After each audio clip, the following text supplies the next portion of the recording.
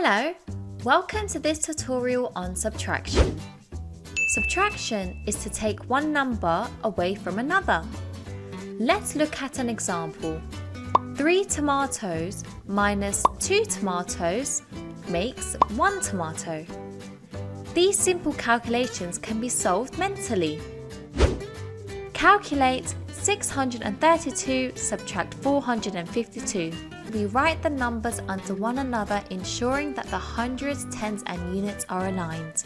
Starting from the right hand side, 2 subtract 2 gives us 0.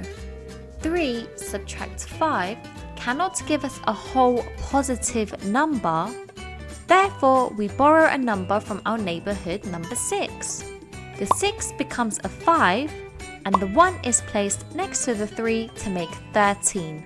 Now, 13 subtract 5 gives us 8 and 5 minus 4 gives us 1. Therefore, 632 subtract 452 makes 180. To watch the full video and to have a go at our 11 plus practice quizzes, go to ariatuition.com. That wraps up this tutorial. Thanks for watching. See you again soon.